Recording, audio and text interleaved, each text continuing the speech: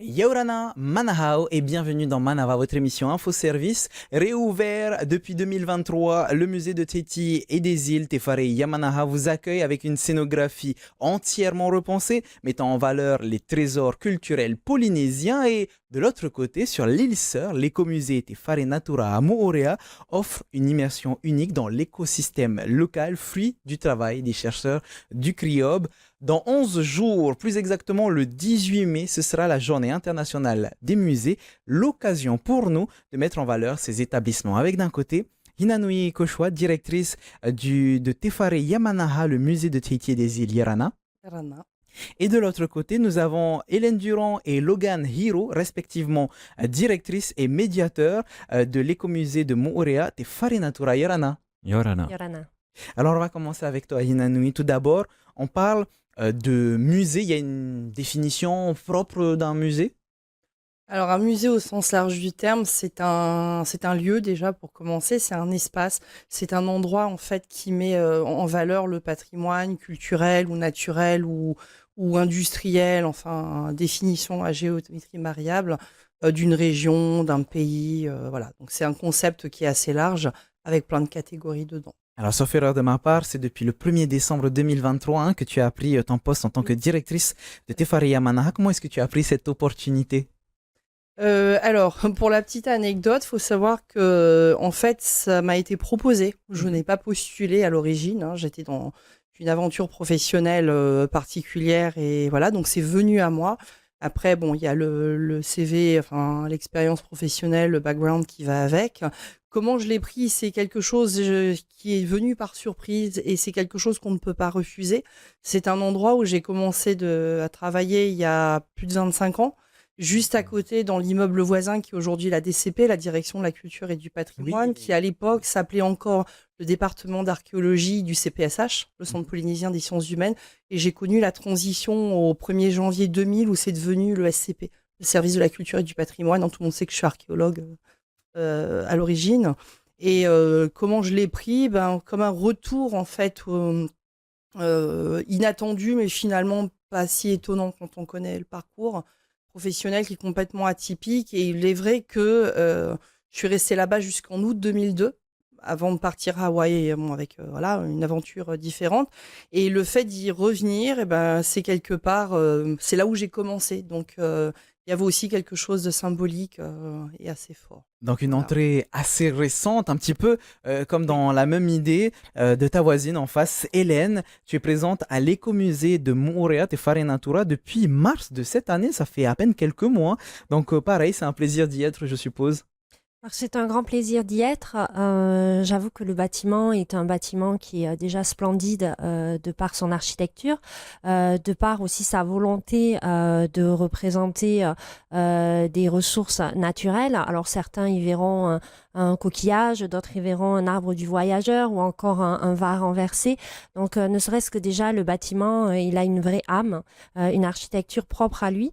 L'aspect écologique aussi du bâtiment, au-delà des expositions qu'on retrouve à l'intérieur. Effectivement, c'est un plaisir d'y aller au quotidien et de pouvoir travailler dans ce lieu magique et dans cette baie qui est absolument splendide.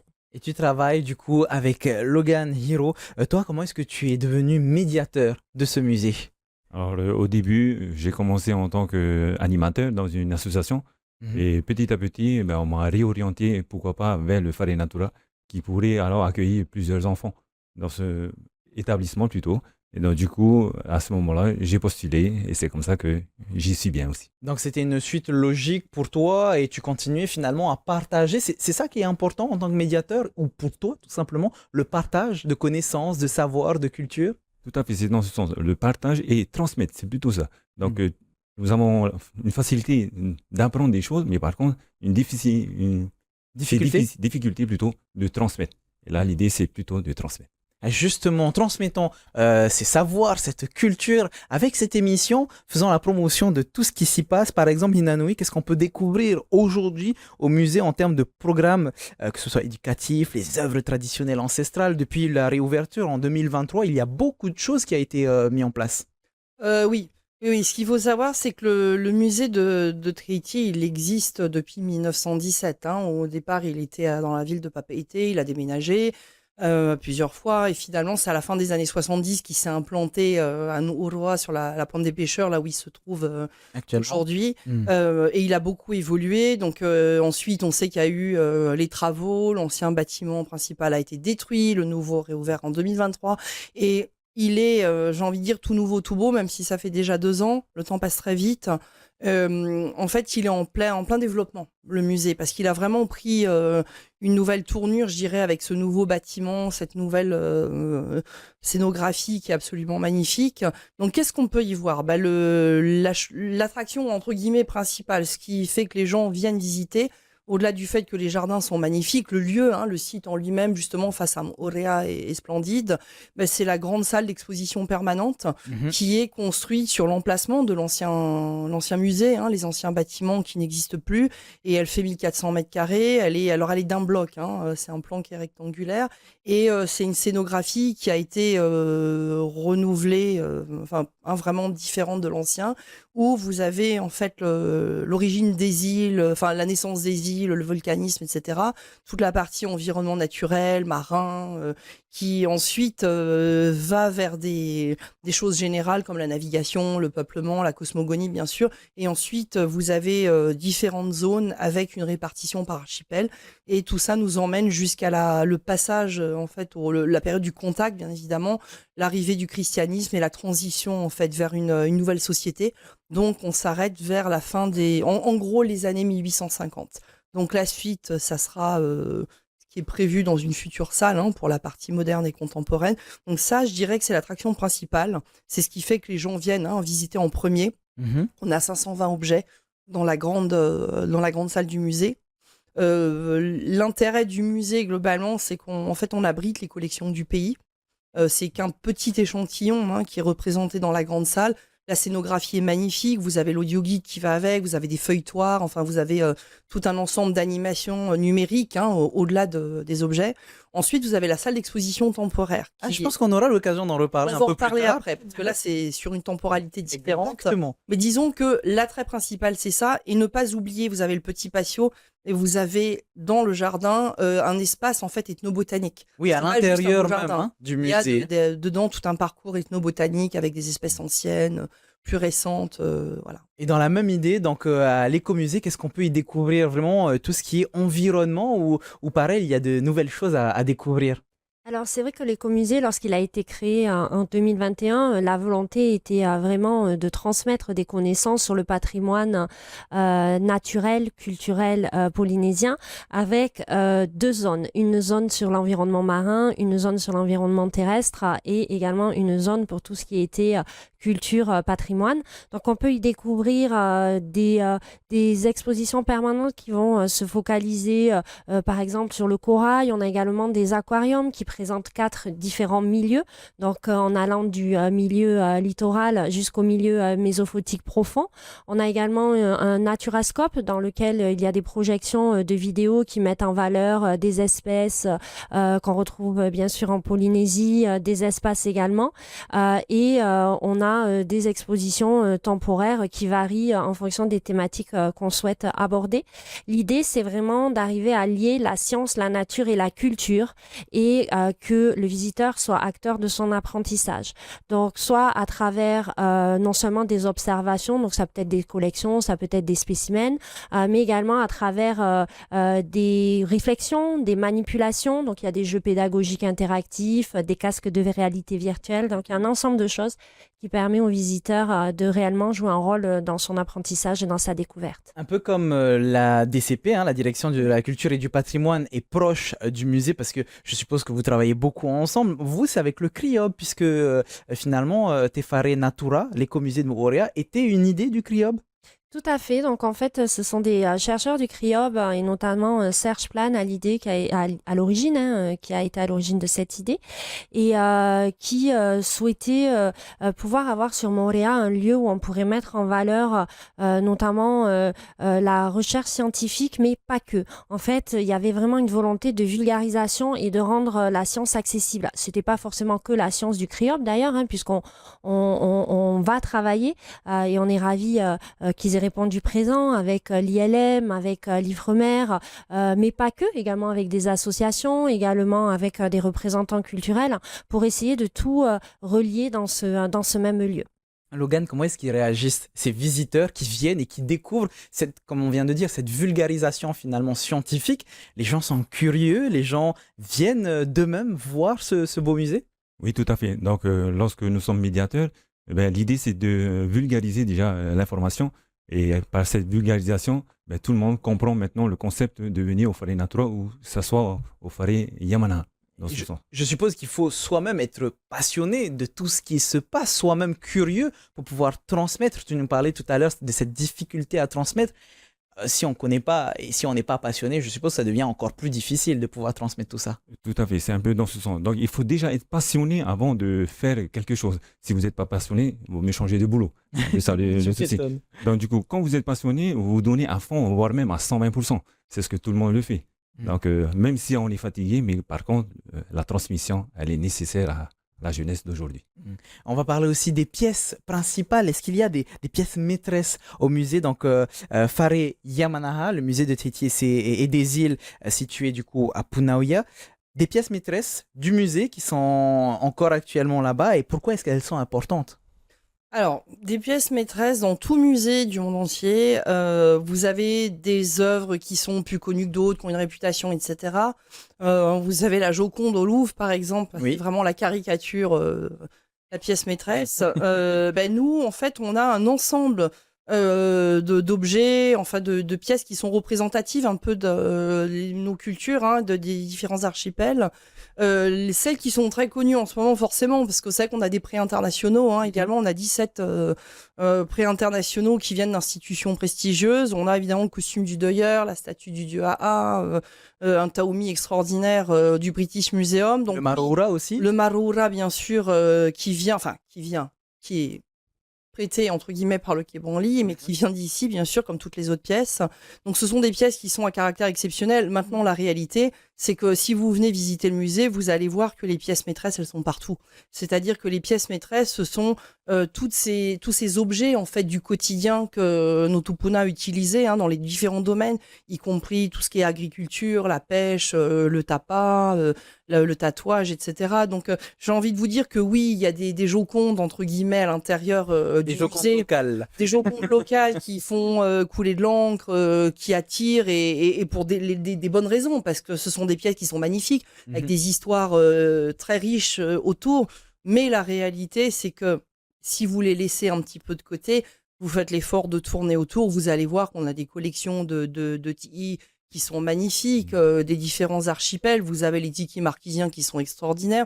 Vous avez leurs cousins des îles de la Société en face qui sont superbes.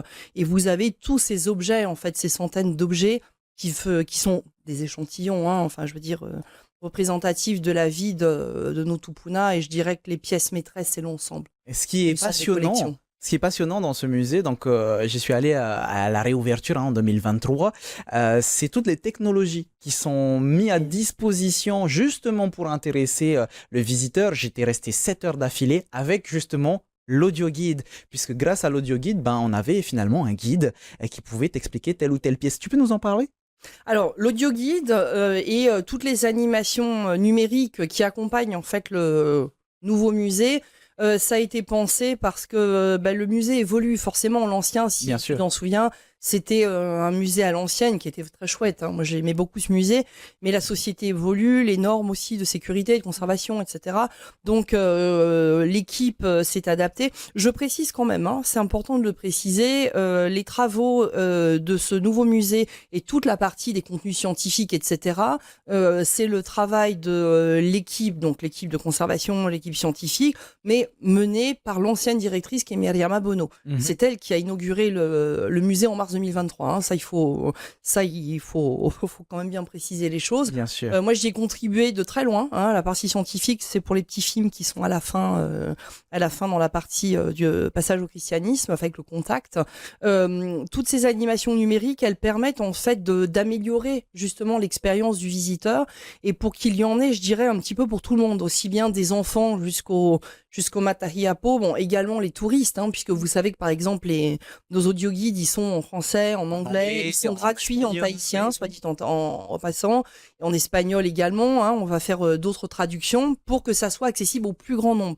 Après, la réalité, c'est que nous, ce que l'on aimerait faire comprendre aux gens, le message qu'on veut faire passer, notre musée, c'est le musée de tout le monde, et c'est avant tout pour nous, pour la population. Et les touristes, bien sûr, mais ils viennent...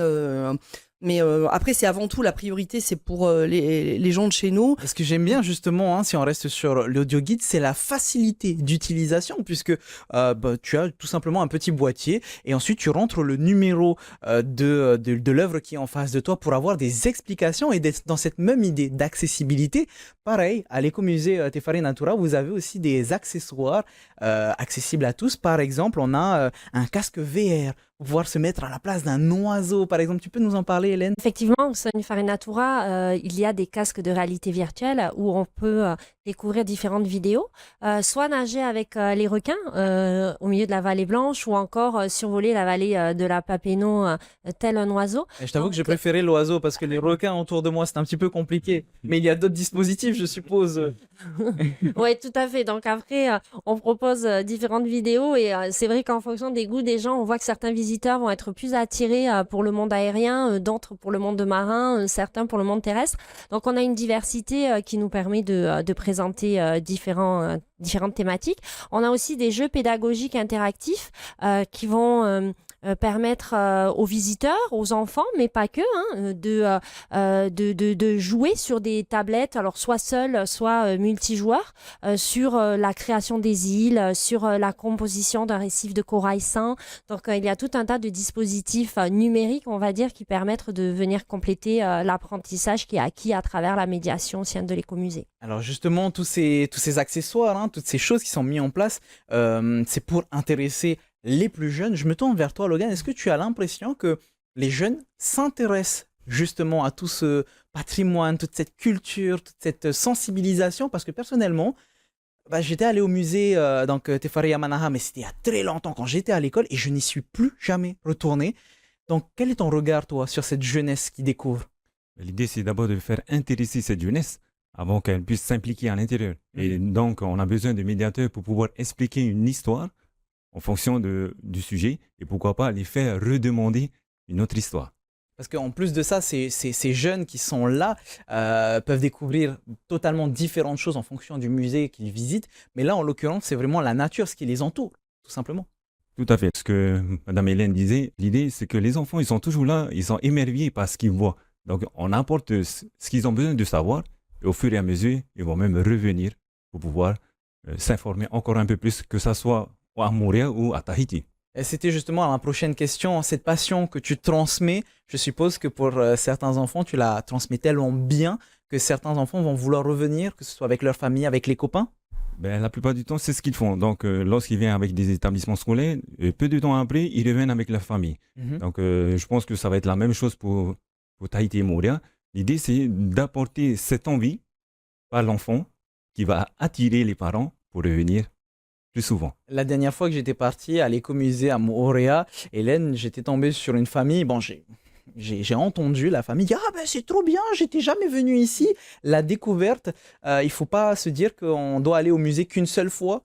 C'est ça? Alors exactement, c'est vrai que arriver à susciter l'intérêt et arriver à déclencher une démarche de se déplacer et venir au musée n'est pas toujours simple. On a de la chance d'avoir quand même énormément de scolaires qui passent au sein du musée, et c'est vrai que notre approche au Te Whare Natura, c'est réellement de mettre à disposition un médiateur pour chaque visite.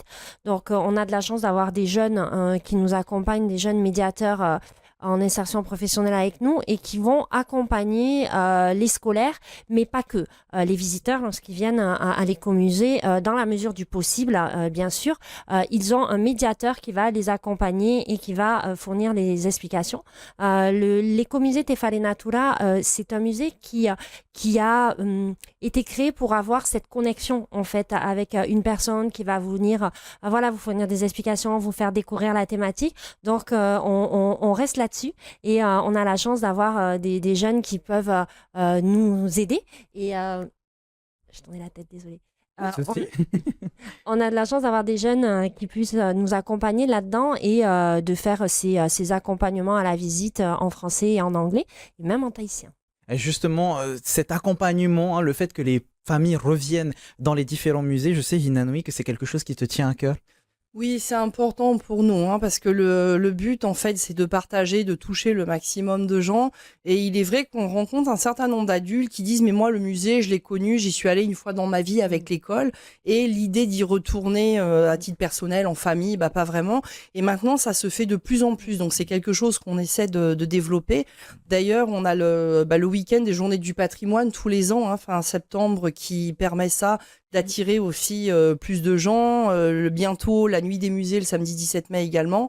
Et ça, ce sont des événements phares, c'est ponctuel. Mais tout au long de l'année, on a un travail de fond, notamment en médiation culturelle. On fait aussi des visites guidées pour privé, ça c'est autre chose, mais à la demande. Mais on fait des visites guidées publiques également par l'équipe scientifique. Et là, on est en train de recruter actuellement une médiatrice ou un médiateur culturel. Mais il faut un profil bien particulier et avant tout quelqu'un qui soit passionné, mais il faut également avoir un bagage solide d'un point de vue des connaissances, etc. Et le but de l'opération, c'est de partager avec le plus grand nombre et de transmettre. De ce que j'ai pu entendre, puisque j'avoue que j'en ai parlé beaucoup à mon entourage quand je suis allé au Whare Te Yamanaha. Ah oui, mais ça coûte cher. Est-ce que tu peux répondre à ce genre de remarques? Non, ça coûte... alors, ce qu'il faut savoir, c'est qu'il y a quand même la gratuité pour les enfants, pour les moins de 18 ans, au sens large, les scolaires bien évidemment, mais moins de 18 ans, même si vous venez un week-end, c'est gratuit. Les étudiants sur présentation de leur carte jusqu'à 26 ans. Ensuite, pour les adultes lambda, je dirais, non étudiants, etc. Pour l'instant, effectivement, c'est payant. C'est cher. Non. Alors après... Après, il faut bien que le musée tourne aussi. Exactement. Il y a des frais de fonctionnement. Il faut faire tourner cette énorme pirogue et ça n'est pas gratuit. Donc non, pour l'instant, la gratuité, on n'y est pas encore. On est par contre en réflexion, effectivement, pour faire évoluer les choses. Il va pas y avoir une gratuité du jour au lendemain, parce que c'est pas, il y a des équipes financières quand même à respecter et des règles aussi de finances publiques. On peut pas faire ce qu'on veut. Mais en revanche, oui, on est en réflexion par rapport à ça, rajouter d'autres catégories de personnes qui pourraient bénéficier de la gratuité. Justement, est-ce que tu peux nous parler des événements pour pouvoir faire la promotion de ce beau musée, des événements qui vont arriver? Tu nous en as parlé d'un à la très récemment pour le 17 mai. Alors, samedi 17 mai, très bientôt, nous avons la nuit des musées, donc qui est un phénomène européen et mondial, et qui aura lieu donc le samedi 17 mai de 18h à 21h, donc au musée. Donc l'entrée est gratuite pour tout le monde, peu importe l'âge, voilà. Et donc il y aura la visite des salles d'expo permanentes et la salle d'exposition temporaire, parce que la même semaine, quelques jours avant, là on a un timing spécial cette année, on inaugure notre nouvelle exposition temporaire, et donc c'est ouvert à tout le monde, c'est gratuit. On aura également des projections dans l'auditorium, parce qu'on a un bel auditorium de 115 places, donc là on aura des projections du FIFO hors les murs, on aura la boutique ouverte bien sûr avec la braderie, animation musicale toute la soirée, on aura des ateliers également animés par l'association des amis du musée de Tahiti, avec qui nous travaillons de manière, une collaboration étroite, et encore d'autres choses. Voilà, mais en gros, le programme principal est suivant, et il y aura à manger bien évidemment. De toute façon, vous vous doutez bien que 26 minutes d'émission, c'est largement pas suffisant pour pouvoir rendre hommage à ces deux bâtiments. Très rapidement, il nous reste moins d'une minute. Hélène, le prochain événement qui est prévu avec l'ILM, il me semble, l'Institut Louis Malardé. C'est ça, donc on est en train de mettre en place des expositions temporaires. Donc on fera une inauguration sous peu pour des expositions avec le CRIOB, l'Institut Louis Malardé et l'IFREMER si tout va bien. Donc on ne manquera pas de vous tenir informés. Si vous voulez vous renseigner justement pour les différentes expositions qui peuvent exister, donc pour le musée de Tahiti et des îles Te Whare Yamanaha, c'est musée-tahiti.pf tout simplement. Et pour le Whare Natura, donc l'écomusée de Moorea, c'est wharenatura.org. N'hésitez pas à aller sur le site pour vous renseigner les heures d'ouverture si vous voulez aller les voir par exemple. Merci beaucoup à toutes et à tous d'avoir été présents sur mon émission. Salut. Et oui, c'est déjà la fin. N'hésitez pas à aller voir ces beaux musées. Vous verrez que 2 heures là-bas, vous allez pouvoir découvrir énormément de choses. En attendant, bonne soirée sur TNTV. Bon appétit si vous êtes à table. Maururu itotato farerir a trahoma parhena.